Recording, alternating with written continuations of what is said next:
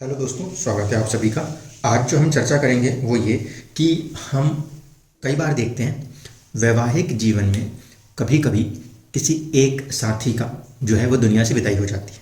यानी कि वहाँ पर हम कहें तो मैरिज के अंदर नेचुरल कोई ब्रेक नहीं है, बट एक पार्टनर जो है वो कहीं ना कहीं दुनिया से हट जाता है।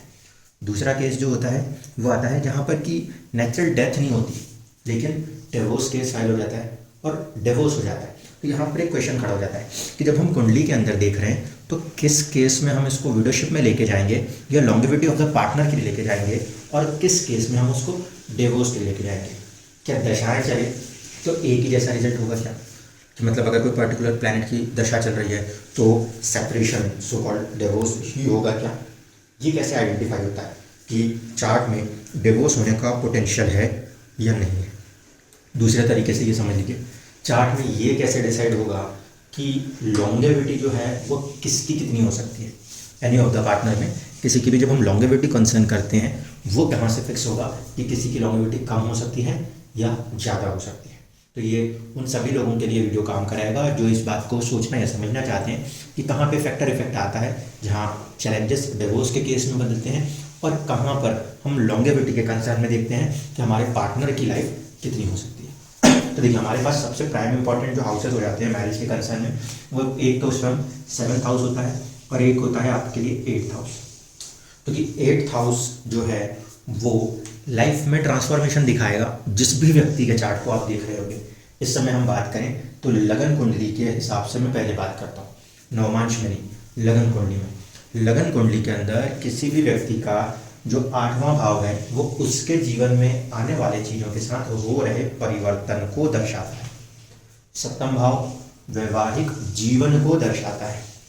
जितने भी केसेस अभी तक मैंने ऑब्जर्व किए उसके लिहाज से अगर बात करूं तो अगर कुंडली में 7th हाउस और 7th हाउस का लॉर्ड दोनों, 7th हाउस और 7th हाउस का लॉर्ड दोनों अगर पृथकतावादी ग्रहों से प्रभावित हो जाए, पृथकतावादी ग्रह कौन कौन से हो सकते हैं? राहु, केतु, शनि, मंगल या फिर सूर्य। इनमें से दो या दो से अधिक ग्रह, इनमें से दो या दो से अधिक ग्रह जब कभी भी सप्तम सप्तमेश को प्रभावित करते हैं तब सेपरेशन फ्रॉम द पार्टनर होता है। सेपरेशन फ्रॉम द पार्टनर के केस में आप उसे डिवोर्स के केस में कंसिडर कर सकते हैं।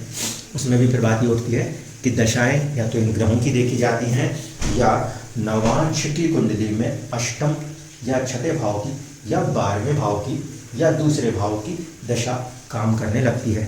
फिर से कह रहा हूँ, लगन कुंडली के हिसाब से हम यहाँ पे प्लेसमेंट देख रहे हैं। दशा के लिहाज से जब हम देखते हैं तब उस केस में आपके नवमांश कुंडली में जिस भी लगन से नवमांश बनता हो वहाँ पे 8वें, छठे, 12वें या दूसरे भाव के स्वामी की दशा देखने को मिलती है। वो केसेस के अंदर हम आइडेंटिफाई करते हैं कि यहाँ पर केस ऑफ डिवोर्स बन सकता है। अगर इसकी जगह इसी प्रकार के ग्रह जो कि पृथकतावाद दिखाते हैं, सेपरेशन दिखाते हैं, वो कुंडली में अष्टम भाव में बैठे और वो भी 2 या 2 से अधिक की संख्या में प्रभावित करते हुए बैठे, तो उस कंडीशन में वो लॉन्गेविटी पे रिस्क दे सकता है, पार्टनर की लॉन्गेविटी पे रिस्क आ सकता है। ठीक है, क्योंकि जो हम विडोशिप कंसिडर करते हैं वहाँ पर हम देखते हैं 8वें भाव के ऊपर अगर ज़्यादा पाप प्रभाव है तो वो जीवन के अंदर कहीं ना कहीं एक चुनौती उत्पन्न कर सकता है। ये तो पहली कंडीशन है। दूसरी कंडीशन को इसी में ध्यान रखिए, 8th हाउस का लॉर्ड अगर पीड़ित हो रहा हो, 8th हाउस का लॉर्ड अगर पीड़ित हो रहा हो तो ये जरूरी नहीं है कि पार्टनर की लॉन्गेविटी को कुछ हो, वहाँ पर सेल्फ की जो लाइफ है उस पर थ्रेट आ सकता है। 8th हाउस जब पिटता है, जब 8th हाउस पीड़ित होता है, जब प्रभावित होता है तो वो वैवाहिक जीवन की आयु को प्रभावित करता हुआ देखा गया है। किस रूप में? पार्टनर को अलग कराकर जीवन में परिवर्तन लाने के लिए।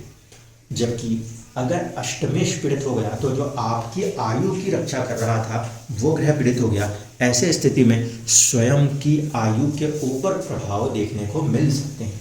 इस बात का ध्यान रखिए। अब कंसिडरेशन देखिए, कई बार ऐसा देखने को मिला, मान लीजिए यहाँ पर शनि के साथ शुक्र बैठ गया, ठीक है। शुक्र यहाँ का स्वामी भी है, शनि से पीड़ित हो गया। यहाँ पे 2 नंबर की राशि लिखी है, इसमें भी राहु आ गया या केतु आ गया, यहाँ राहु यहाँ केतु। इस कंडीशन में भी इस शुक्र के ऊपर डिस्पोजिटर थ्योरी के तहत शनि और राहु का प्रभाव है। सप्तम और सप्तमेश दोनों ही 2 पृथकतावाद के ग्रह शनि और राहु से पीड़ित और प्रभावित है। ऐसी स्थिति में पार्टनर की डेथ नहीं, पार्टनर से सेपरेशन, डिवोर्स केस बनता हुआ नजर आया। दूसरा केस जो था, उस केस में नीच राशि का मंगल, नीच राशि का मंगल मतलब 4 नंबर राशि जो है उसको आप यहाँ पे बना सकते हैं, 10 नंबर की लगन कुंडली बन जाएगी। यहाँ पे नीच का मंगल राहु के साथ आया तो भी सेपरेशन यानी कि डिवोर्स केस बनता हुआ नजर आया। तो 7th हाउस जब कभी भी इस तरह से पीड़ित और प्रभावित होता हुआ नजर आया है, तब तक ऐसी चुनौतियां देखने को मिली हैं। एक केस और आपको बताता हूँ। इस केस के अंदर मंगल की प्लेसमेंट जो है वो यहाँ पे नहीं थी, मंगल ने अपनी प्लेसमेंट चेंज करी, मंगल यहाँ कहीं पे आके बैठ गया, लगन अलग था, मंगल की प्लेसमेंट 4th हाउस में आ गई। अब 4th हाउस में बैठा हुआ मंगल जो है वो कहीं ना कहीं चौथी दृष्टि से सप्तम को देख रहा है, चौथी दृष्टि से सप्तम को देख रहा है, और साथ ही साथ राहु केतु का प्रभाव भी सप्तम के ऊपर पूर्ण रूप से कहा जा सकता है। इसी स्थिति में कुंडली के अंदर जो स्वामी बन रहा था सप्तम का, वो भी छठे घर में जाके बैठ गया। तो वो परिस्थिति जो है वो भी कहीं ना कहीं डिवोर्स को दिखाने के लिए आगे आ गई, क्योंकि उस कंडीशन में ये जो हाउस है, ये हाउस राहु केतु से सीधे सीधे पीड़ित हुआ, प्लस यहाँ का जो एस्पेक्ट है मंगल का 4th एस्पेक्ट, वो भी आ गया किसके ऊपर, 7th हाउस के ऊपर। तो जब 7th हाउस 2 या 2 से अधिक ग्रहों से पीड़ित होगा तो भी ऐसा देखने को मिलेगा। अब इसमें एक चीज़ और बता देता हूँ। यहाँ पर था 12 नंबर, यहाँ पर आएगा आपका 9 नंबर, ठीक है, ये हो जाएगा 6 नंबर, ये हो जाएगा 3 नंबर, गुरु यहाँ बैठ गया। अब इस स्थिति को समझिए, यहाँ पर भी जुपिटर की दोनों राशियाँ जो हैं वो पृथकतावादी ग्रहों से प्रभावित हैं। तो यहाँ पर भी जुपिटर जो है वो कोई बहुत फ्रूटफुल कंडीशन में नहीं है। दूसरी बात है कि जुपिटर की जो प्लेसमेंट है, गुरु की जो प्लेसमेंट है अपने उस भाव से, वो भी पीछे की तरफ है, 12वें है, चिंता में है। इस स्थिति में भी लाइफ के अंदर डिवोर्स देखा गया। तो जब कभी भी पृथकतावादी ग्रहों ने सप्तम को 2 या 2 से अधिक होकर प्रभावित किया, किसी भी रूप में कर सकते हैं, वहीं बैठ जाएं तो भी कर सकते हैं, वहाँ ना बैठें लेकिन उस ग्रह जो कि वहाँ पे स्वामी बनेगा उसकी किसी दूसरी राशियों में बैठ जाए तो भी कर सकते हैं। कुछ केसेस में तो इवन 7th का स्वामी 7th में बैठा, राहु केतु के संपर्क में आके बैठा, तो भी उसने डिवोर्स दिखा दिया, ठीक है। तो ये पहली कंडीशन, जब कभी भी पृथकतावाद के ग्रह और मिनिमम 2 ग्रह प्रभाव डालते हों सप्तम भाव या सप्तमेश पर, थ्योरी डिस्पोजिटर की भी लग सकती है, उस तरीके से प्रभावित करते हैं, तब उनकी दशाओं अंतरदशाओं में चुनौतियां उत्पन्न होती हैं, डिवोर्स तक की परिस्थितियां बनती हैं। बट उसमें भी नवांश के अंदर वो दशा जो होती है वो अष्टम या छठे या 12वें और दूसरे घर से जुड़ के चल रही होती है। अब अगर बात करें विडोशिप्स के लिए, तो विडोशिप्स के चार्ट्स के अंदर मोस्टली जो है वो क्या होता है, पृथकतावाद के ग्रह अष्टम को प्रभावित कर जाते हैं। यहाँ पर सूर्य आ जाए, शनि आ जाए, राहु आ जाए, केतु आ जाए, मंगल आ जाए, अगर ऐसी स्थिति बनी तो भी कहीं ना कहीं जीवन के अंदर पार्टनर के लॉन्गेविटी के ऊपर इफेक्ट होते हुए व्यक्ति के लाइफ के अंदर एक अकेलापन खड़े होने का रिस्क बना हुआ होता है। ये इसलिए कंसर्न क्वेश्चन पे फोकस कर रहे हैं क्योंकि कई बार ग्रह सप्तम में बैठे या अष्टम में बैठे और उसका प्रभाव वैवाहिक जीवनों के अंदर देखने को मिला। तो एक कॉमन जनरल क्वेश्चन आया कि हम दशाओं में ये कैसे निर्धारित करें कि व्यक्ति की आयु यानी कि पार्टनर की लॉन्गेविटी पे ये असर करेगा, या वही दशा चलने पे कई बार लाइफ के ऊपर असर नहीं होता लेकिन डिवोर्स हो जाता है। तो फैक्टर इफेक्ट कैसे चेक करना था? फैक्टर इफेक्ट एक ही था, नवांश के अंदर नवांश कुंडली में अष्टम भाव के स्वामी की दशा अंतरदशा जब भी आती है तब कहीं ना कहीं थोड़ा सा रुकावटें, थोड़ा सा ब्रेक, थोड़ी सी दूरियां वैवाहिक जीवन में बनती हुई देखी गई हैं। लेकिन उस चीज़ को देखकर ये कह देना कि जो आपके साथी पार्टनर है उसके आयु खंड को कोई नुकसान हो जाएगा, ये गलत होता है। इसलिए लगन कुंडली में पहले आना होता है। लगन कुंडली में ये देखना पड़ता है कि अष्टम भाव पीड़ित है, कितना पीड़ित है, प्रभावित है तो कितना प्रभावित है। स्वयं की आयु के लिए तो नहीं खतरा बन जाएगा। अब स्वयं की आयु के लिए खतरा कब बने, जब यहाँ का स्वामी और ये भाव दोनों ही पृथकतावादी ग्रहों राहु, केतु, शनि, सूर्य या मंगल से कम 2 या 2 से अधिक ग्रहों से पीड़ित और प्रभावित होने चाहिए तब। प्लस आयु का स्वामी यानी अष्टम का स्वामी कमजोर होता है, उस कंडीशन में जिसकी वो कुंडली है उसकी खुद की लॉन्गेविटी पे क्वेश्चन आ जाएगा। अष्टम का स्वामी मजबूत हुआ और अष्टम में ग्रहों ने अपनी जगह बना ली, मान लीजिए शनि ने अपनी जगह बना ली, तो व्यक्ति की लॉन्गेविटी तो है, पार्टनर की लॉन्गेविटी कम हो सकती है। यहाँ पर एक वीडियोशिप का रिस्क बनेगा। मंगल बैठता है अष्टम में, मंगल अष्टम में बैठता है तो फिर कहीं ना कहीं वो ब्लड शेड का प्लेनेट है, वहाँ पर एक्सीडेंट्स के रिस्क ज़्यादा देखने को मिलते हैं, तो उससे समझना और समझना पड़ता है। कंडीशन कब बदल जाएगी, अगर वहाँ मंगल बैठा है लेकिन मंगल के साथ गुरु बैठ जाए या शुक्र बैठ जाए या बुध बैठ जाए, जो थोड़े से सौम्य प्रकृति के ग्रह हैं, वो अगर वहाँ पे बैठ जाते हैं तो वो अपनी तरफ से कुछ पॉजिटिविटी देने की कोशिश करते हैं। नेगेटिविटी तब देखने को मिली जब पृथकतावादी ग्रहों ने अष्टम को पीड़ित या प्रभावित किया। ऐसे स्थिति में कई बार ऐसे भी केसेस देखने को मिले कि जो पार्टनर था वो किसी कारण से या तो विदेश में जाकर रहना पड़ा या फिर बिन बात के जेल की परिस्थितियों का सामना करना पड़ा। कंडीशन गुरु, शुक्र या बुध जैसे सौम्य ग्रह अष्टम में मौजूद थे तो आयु को कुछ नहीं कर रहे थे, लेकिन मंगल और शनि जैसे कठोर ग्रह अष्टम में बैठ के उस व्यक्ति को अपने पार्टनर से, साझेदार से दूर सेपरेट रखाने की कोशिश कर रहे थे।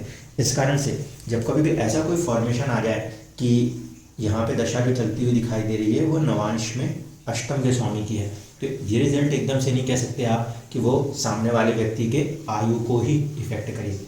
कई बार सिर्फ वैवाहिक जीवन में छोटे मोटे समय के लिए किसी बात की बहस हो गई, किसी ने अपना मनमुटाव के कारण उठ के कहीं चले गए, फिर वापस लौट के आ गए, ऐसी स्थितियाँ भी दिखा देता है। जबकि लगन कुंडली स्पेसिफिक जब काम करती है और उसमें 7th इफेक्ट होता है, 7th हाउस मतलब पार्टनर से दूरी, 8th हाउस का मतलब लॉन्गेविटी ऑफ द पार्टनर है। ये पार्टनर है, इससे 2nd हाउस है तो लॉन्गेविटी ऑफ द पार्टनर है। 8th हाउस खुद की लॉन्गेविटी का पार्ट बन जाएगा, लेकिन हमने क्या बोला, फर्स्ट के लिए 2nd हाउस मारक होता है। 7th से 2nd कौन है, 8th, तो 8th हाउस किसके लिए मारक होगा, स्वयं के लिए या पार्टनर के लिए, तो वहाँ पे हम कहते हैं पार्टनर के लिए।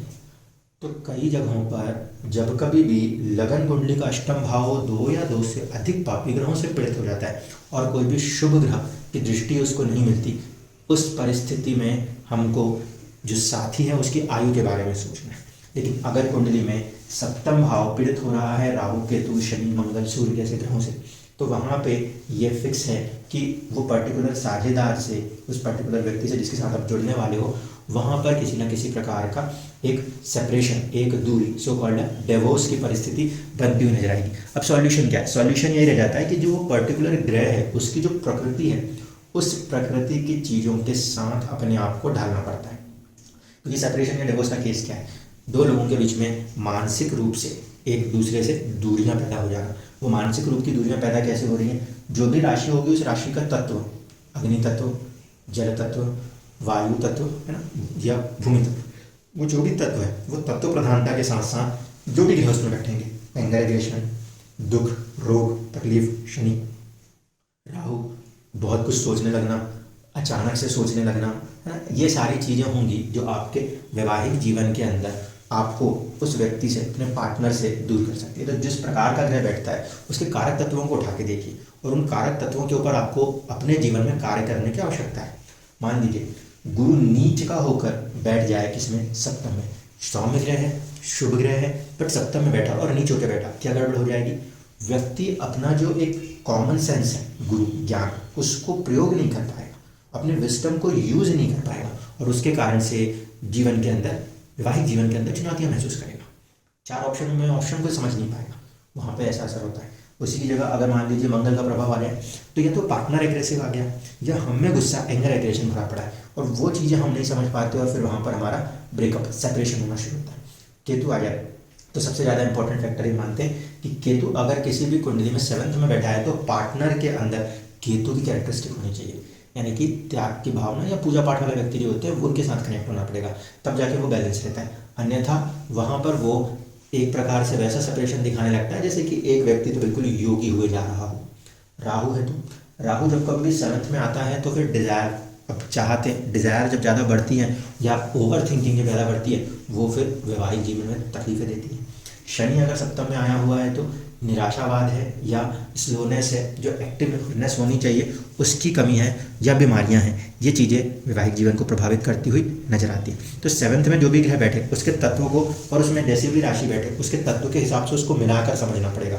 वायु तत्व है कुछ समय के लिए, जल तत्व है उससे कुछ समय के लिए, अग्नि तत्व है जल्दी से रिएक्ट होने के लिए, और अगर पृथ्वी तत्व की राशि बन के बैठा है वहाँ पे तो उसका मतलब है कि वो थोड़े लंबे समय तक चलने वाली परेशानियाँ, चुनौतियाँ भी जीवन में दिखा सकता है।